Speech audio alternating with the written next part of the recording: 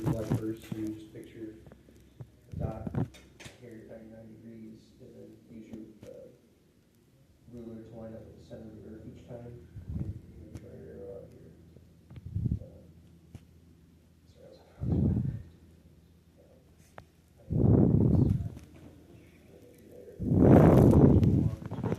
Circle. Next one is July 3rd, 101. So picture that 100, that's 105, so 101 is up there.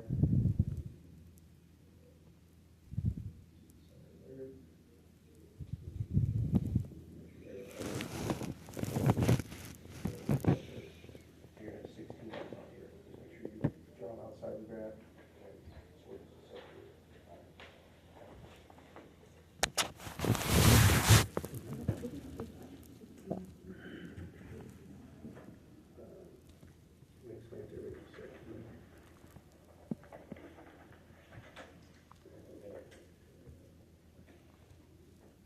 You may not still need a ruler, that's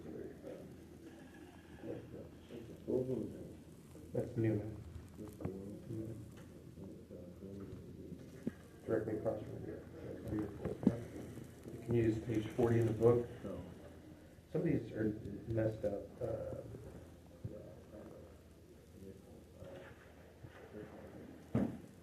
Yeah, like that. Like to give us would have it'll be some dark over here and the rest will be white.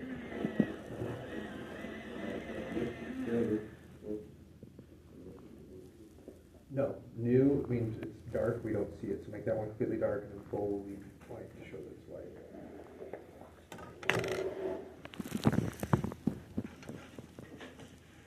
Okay, everything is in your direction, so refer to your direction, but it tells you,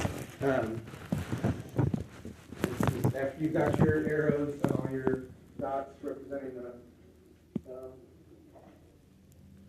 lunar longitude and the solar installation, then you're going to use the penny.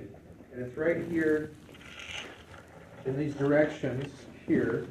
Try to see, it might be highlighted in yours already. It gives you the dates for new moon, first quarter, new moon, first quarter, full moon, third quarter. Gives you all those dates. And those you've drawn a point for already.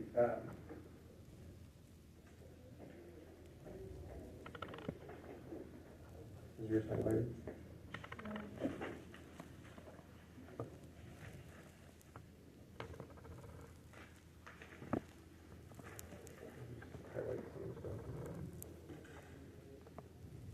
So it tells you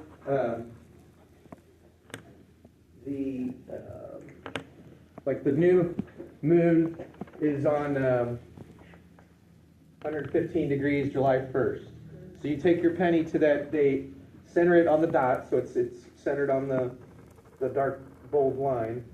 Trace around the penny, and then the directions tell you to go to the first quarter date is July, what is it, 7th maybe? And that was on 180, 190, 205. And you take the penny and trace that. Then your full moon is on July 13th at 295. And trace the penny around that. And then these are all 90 degrees apart. And then third quarter is on July 19th, I believe, and it would be at 25 degrees.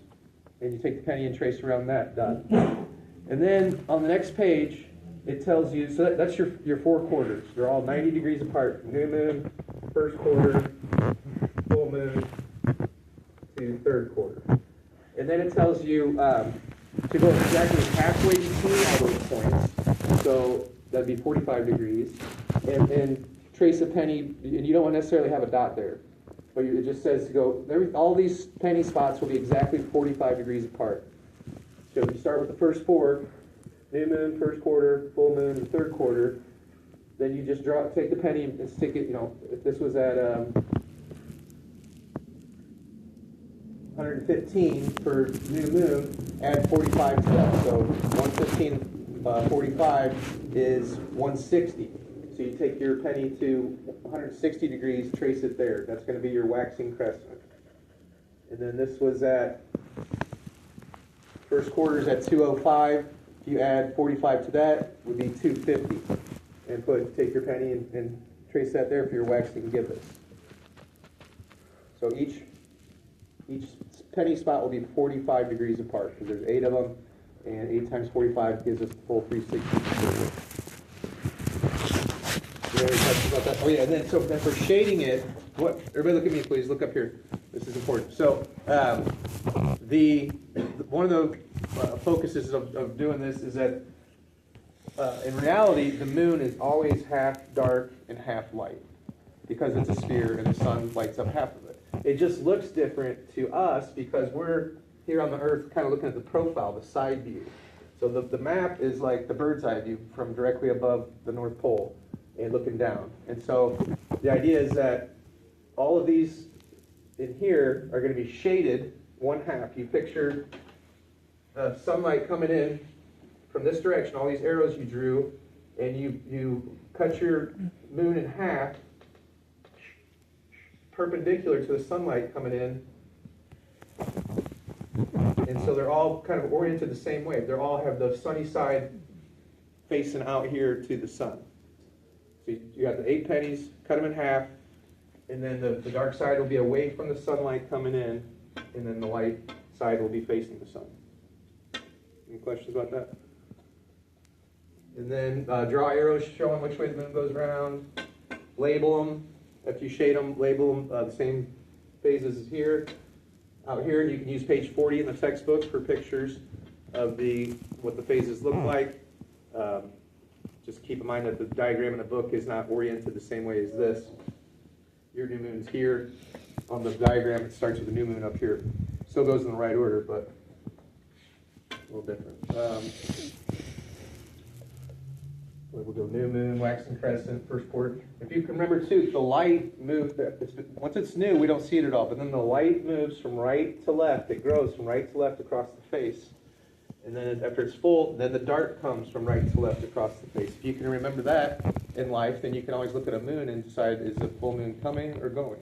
Because the light moves from right to left across the face, and then after it's been full, the dark moves from right to left across the face.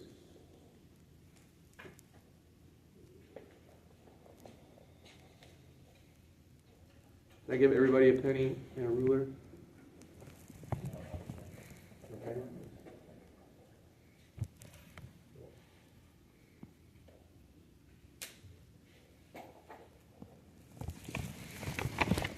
I'll give you back your pattern project.